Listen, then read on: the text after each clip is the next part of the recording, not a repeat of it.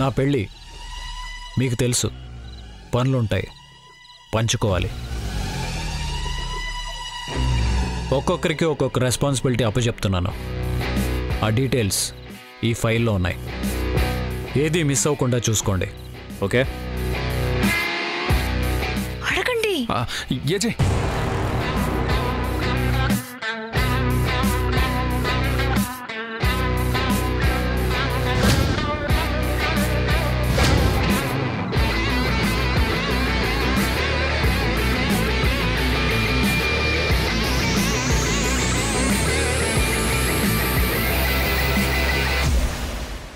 మీ పెళ్ళి మాకు తెలుసు. ఎన్నో పనులుంటాయి, పంచుకుంటాం. తల ఓ పని మిస్ అవ్వకుండా చేస్తాం. కానీ కానీ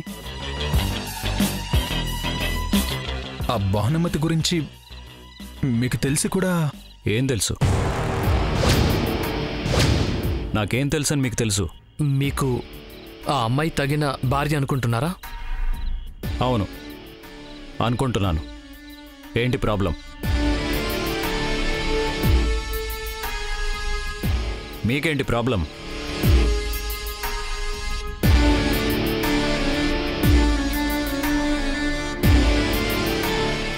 ప్రాబ్లం మాకు మాత్రమే కాదేజీ, ఈ ఇంటికి, ఈ కుటుంబానికి కూడా ప్రాబ్లమే.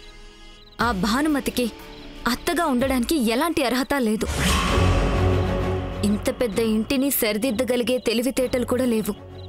అడుగుపెట్టిన చోటల్లా ఏదో ఒక అనర్థం తీసుకొచ్చే అమ్మాయి ఈ ఇంట్లో అడుగు పెడితే ఏమవుతుందో మీరు ఆలోచించట్లేదు.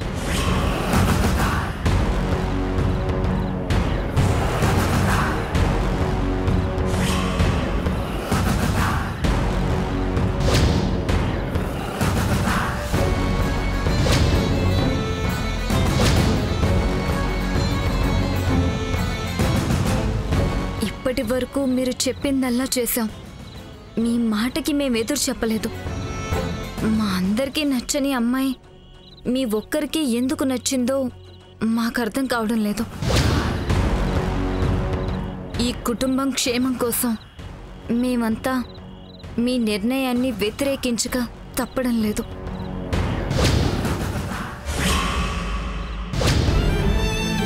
ఆ నాటకంలో వేషం అప్పుడే పూర్తయిందా? అక్కడ చాలా బాగా నటించావక్క.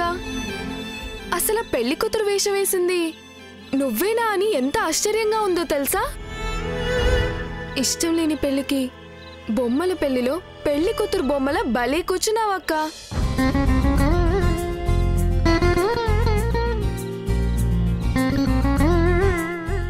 నువ్వు గొప్ప ఆర్టిస్ట్ కావాలని కలలు కన్నావు. అందుకు తగ్గ పాత్ర దొరికింది. కానీ ఆ నాటకం 1 గంటో 2 గంటలో ఉండదక్క. జీవితాంతం నటిస్తూనే ఉండాలి. చెప్పక్క, ఎందుకు ఒప్పుకున్నావు?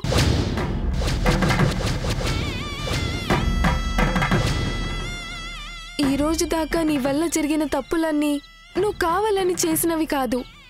కానీ ఈరోజు మాత్రం నువ్వు కావాలని తప్పు చేశావు. ఎందుకు ఇదంతా చేస్తున్నావు? ఏ లాభం కోసం ఇంత నష్టాన్ని కోరి తెచ్చుకున్నావు?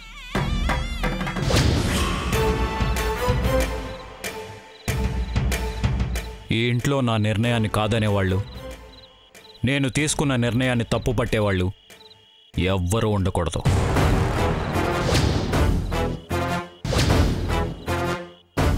ఈ ఇంటికి సంబంధించినంతవరకు, అందులోనూ నా వ్యక్తిగత విషయానికి సంబంధించినంతవరకు ఫైనల్ డెసిషన్ నాదే.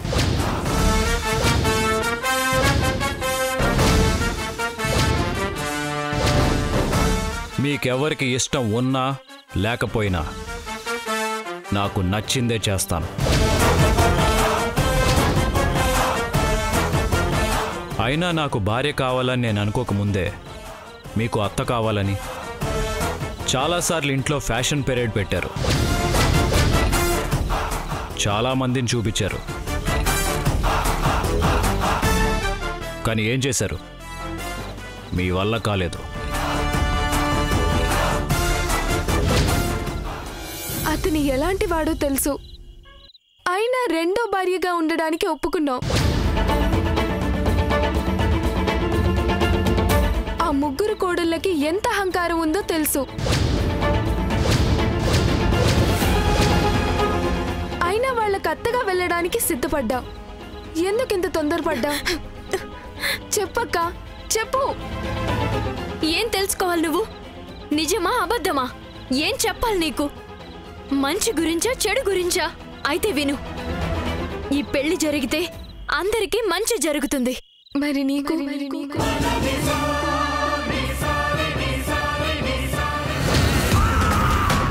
ఇప్పుడు నాకు తగిన భార్య నేను ఎన్నుకున్నాను. చేసుకోవాల్సింది నేను కదా. మీకు ఇష్టం ఉన్నా లేకపోయినా, మీకు నచ్చినా నచ్చకపోయినా, మీరు ఒప్పుకున్నా ఒప్పుకోకపోయినా నా పెళ్లి భానుమతితోనే జరుగుతుంది.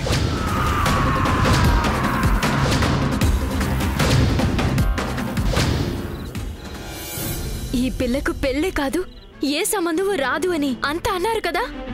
అలాంటి నాకు పెళ్లి జరుగుతుంది అంటే నాకు మంచి జరుగుతుంది కదా. ఇది మంచి అని నువ్వు అనుకుంటున్నావా? అనుకుంటున్నాను. ఏమైంది ఇప్పుడు? రెండో భార్యనే భార్య కదా. అతను హిట్లర్ అయినా మనిషే కదా. కోడళ్లకు అత్తగా వెళ్ళినంత మాత్రాన నాకు ముసలితనం వచ్చేస్తుందా? కోడలిగా వెళ్తే భయపడాలి, అత్తగా వెళ్తే నాకు భయమేంటి? నేనే ఆ ఇంట్లో అందరికన్నా చిన్నదాన్నైనా పెద్దదానిగానే ఉంటాను. చూసావా, అప్పుడే మమ్మీలో ఎంత మార్పు వచ్చిందో గమనించావా? ఏది నా వల్ల కాదు అనే మమ్మీ కూడా ఇవాళ నీ వల్ల మంచి జరిగింది అంది. విన్నావా? మమ్మీ మెచ్చుకోవాలని, మమ్మీ పొగడాలని, ప్రేమగా నన్ను దగ్గరికి తీసుకోవాలని ఇన్ని రోజులు ఎన్నో ప్రయత్నాలు చేశాను. ఇదిగో ఈ ప్రయత్నంలో సక్సెస్ అయ్యాను.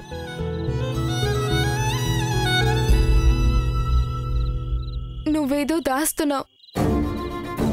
ఆ దాచేదాన్ని కప్పిపుచ్చడానికి నువ్వు చేసిన పనిని సమర్థించుకుంటున్నావు. నువ్వు నిజాన్ని తప్ప అబద్ధాన్ని ధైర్యంగా చెప్పలేవక్క. నాకు తెలిసిపోతూనే ఉంది. ఏమైందక్క నీకు? అక్కడ అన్నీ ఉంటాయేమో కానీ ఆ అందరూ నీతో బాగుండరక్క. అర్థం చేసుకో. నువ్వింకేం మాట్లాడకు అంజలి.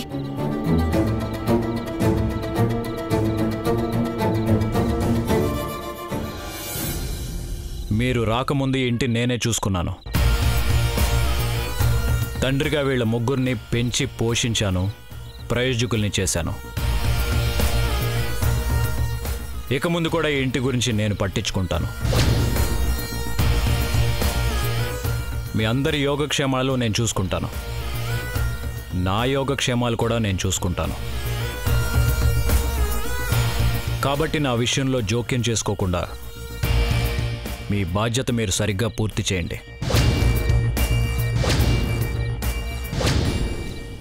ఎందుకు మాట్లాడకూడదు? నేను చేసిన తప్పే నువ్వు చేస్తున్నావు. నన్ను మందలించిన నువ్వే అలాంటి తప్పే ఎందుకు చేస్తున్నావు? నేను పెళ్ళయి భార్య ఉన్నవాణ్ణి ప్రేమించి తప్పు చేశాను. నువ్వు పెళ్ళైన వాణ్ణి, ఆ భార్య మీద ఇంకా ప్రేమ ఉన్నవాణ్ణి పెళ్లి చేసుకోవాలనుకుంటున్నావు. మరి నీకేం దొరుకుతుందక్క అక్కడ? ఇప్పటికైనా మాట్లాడక్క. ఈ పెళ్లి ఇష్టం లేదని ఇంట్లో చెప్పు. చెప్పను. ఈ పెళ్లి జరుగుతుంది. ఈ విషయంలో నేను హ్యాపీగానే ఉన్నాను. నువ్వు ఈ పిచ్చి ఆలోచనలన్నీ మానేయ్. అసలే నేను ఈ ఇంట్లో కొద్ది రోజులే ఉంటాను. ఉన్నన్ని రోజులు నాతో గొడవ పడుకో. నన్ను ప్రశాంతంగా పడుకోనివ్వు. వెళ్ళు, వెళ్ళు. ఏజేకి ఎదురు సమాధానం చెప్తే ఏం జరుగుతుందో మీ అందరికీ తెలుసు.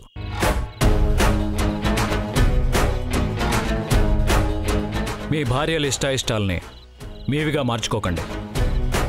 సొంత వ్యక్తిత్వం లేకుండా పోతుంది.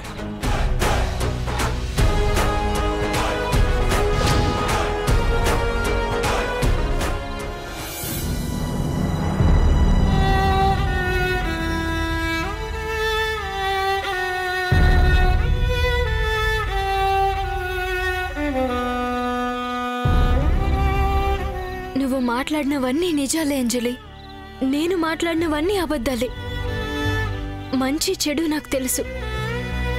నీకు మంచి జరిగింది కాబట్టి నాకు చెడు జరిగినా పర్వాలేదు. నిన్ను కాపాడినందుకే నేను ఆ ఏజేని పెళ్లి చేసుకుని రుణం తీర్చుకుంటున్నాను. ఈ నిజం తెలిస్తే నువ్వు జీవితాంతం ప్రశాంతంగా ఉండలేవని అబద్ధాన్ని ప్రేమించడం అలవాటు చేసుకుంటున్నాను. అంతే. ఏంటక్క ఇది? ఆ భానుమతి గనక మనకు అత్తగా వస్తే మన బ్రతుకు 2 పడవల మీద ప్రయాణమే అయిపోతుంది. మీ ముగ్గురే కదా అత్త కావాలి అత్త కావాలి అత్త కావాలి అని ఆయన నిందులకు తోసింది. మీరే అనుభవించండి.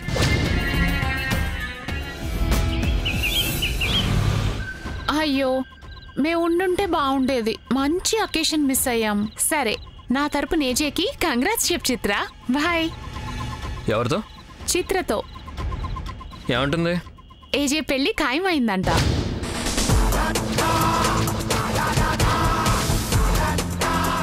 నువ్వా నేనా అన్న సవాల్ వస్తే ఐఎమ్ ద బాస్.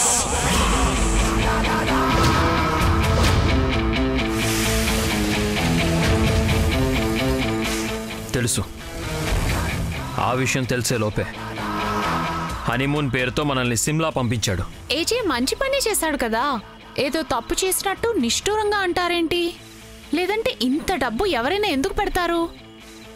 నీకేం తెలుసు? హనీమూన్ పేరుతో ఆ ఏజే నన్ను తరిమేశాడనే. ఏంటి ఆలోచిస్తున్నారు? ఎవరిని పెళ్లి చేసుకుంటున్నాడు? ఎవరో భానుమతి అంట.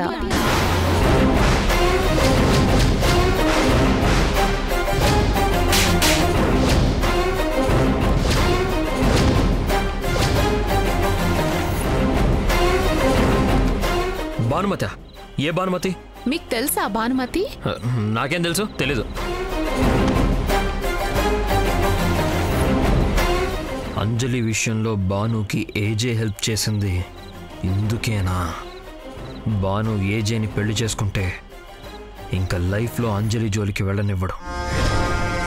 ఇదంతా నాకు తెలియకూడదనే సడన్గా నా కోసం హనీమూన్ ట్రిప్ ప్లాన్ చేసినట్టున్నాడు. ఇదేదో కనుక్కోవాలి.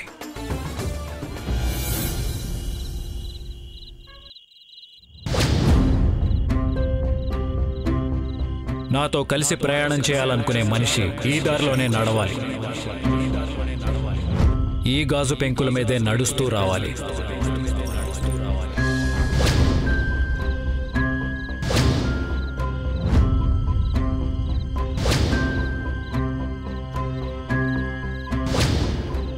ఏడేడు జన్మలు నీతో కలిసుంటానని ప్రమాణం చేసి మధ్యలోనే వదిలి వెళ్ళిపోతున్నందుకు బాధగా ఉంది.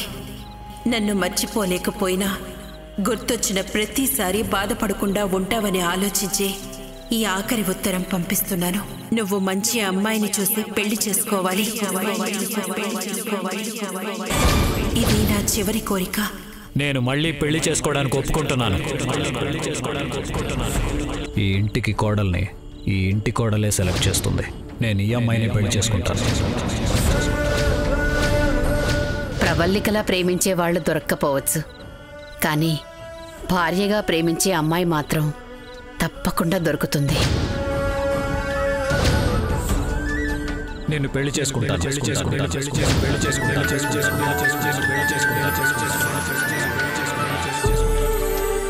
మీ బహుమతులు రిజెక్ట్ చేస్తుంది ఈ భానుమతి.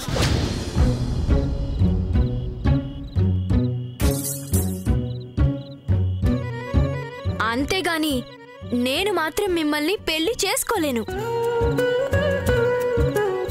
అయినా మన మధ్య ఇన్ని ఫైటింగ్స్ జరిగాయి కదా, నేనెలా నచ్చానండి మీకు? ఎప్పటికీ నేను హిట్లర్ గారి పెళ్ళంగా ఉండలేను. Now I'm going to announce that lucky girl.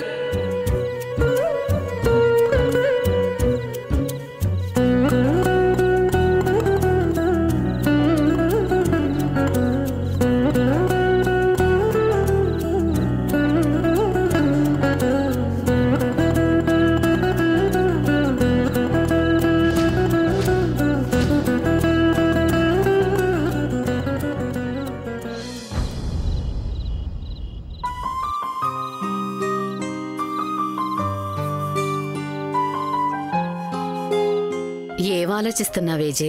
ఎంత ఆలోచించినా ఏది మారదేంటా అని ఆలోచిస్తున్నాను జయమ్మా. ఏదైనా మార్చడానికి మనం దేవుళ్ళం కాదు నాన్న. దేవుడు తలుచుకుంటేనే ఏదైనా మార్చగలడు. నీ నిర్ణయాన్ని మార్చాడు, నీ మనసుని మారుస్తాడు. 4 రోజులు పోతే నీ జీవితాన్నే మార్చేస్తాడు.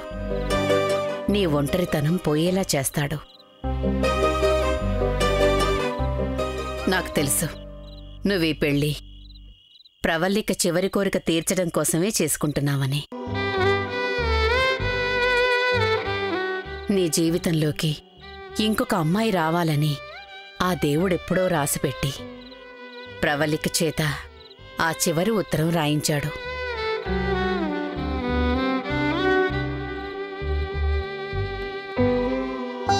మనమంతా మనమే నిర్ణయాలు తీసుకుంటున్నామని, వాటికి బాధ్యులం మనమే అని బాధపడకూడదు నాన్న. ఈ ఆటంతా ఆడేది ఆయనే. నాకు ఫిలాసఫీ చెప్పొద్దు జయమ్మా. నేను నాకు తెలియకుండానే ఒక సుడిగుండంలోకి తోసేయబడుతున్నాను. అప్పుడు ఒడ్డుకి ఎలా రావాలా అని ఆలోచించాలి. అందులో ఎలా మునిగిపోతావా అని ఆలోచించకూడదు.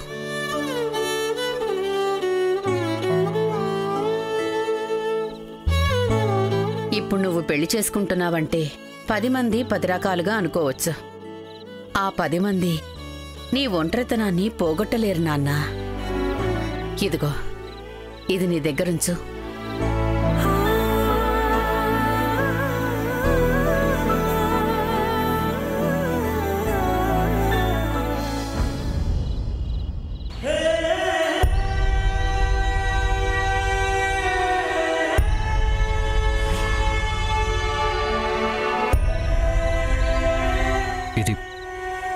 ఇది ప్రవళిక ఉంగరం కదా? తెలుసు. ప్రవళిక ఇప్పుడు లేదు కదా. లేనంత మాత్రాన ఆ జ్ఞాపకాల్ని కాల్చి బూడిద చేయమంటావా? ప్రవళిక నీకు ఒక జ్ఞాపకం అంతే. రాబోయే భార్య ఒక వాస్తవం. నీ జీవితాంతం ఆ జ్ఞాపకాలతోనే బతకలేవు. నీ జీవిత భాగస్వామితోనే బతకాలి. అది ఈ ఉంగరంతోనే మొదలుపెట్టాలి.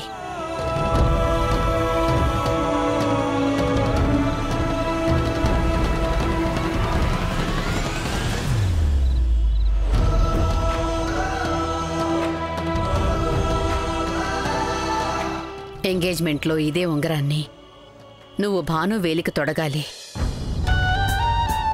పెళ్ళయ్యాక భాను నీకు భార్యగానే కాదు, ఈ ఇంటికి యజమాని అవుతుంది. అప్పుడు ఇంటి ఇల్లాలికి ఈ ఉంగరం మీద హక్కుంటుంది. ఇంకేమీ ఆలోచించుకో.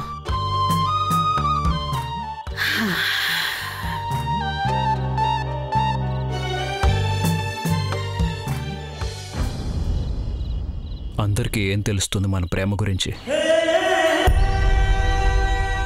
ఈ ఉంగరం మీద భానుకి హక్కు ఉంటుందేమో, కానీ నా మనసు మీద, నా ప్రేమ మీద ఎలాంటి హక్కు ఉండదు. నా ప్రేమ నీ ఒక్కదానికే సొంతం. ఆ భానుకి నా ప్రేమని ఎప్పటికీ పంచలేను.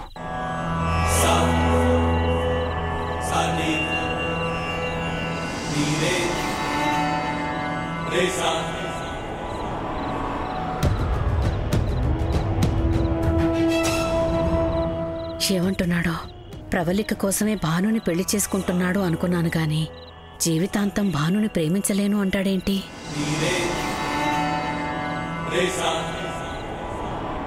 నేను అనవసరంగా భయపడుతున్నాను కానీ ఈ ఇద్దరినీ కలపాలని రాసిపెట్టిన ఆ భగవంతుడు ఇద్దరి మధ్య ప్రేమ పుట్టించలేడా?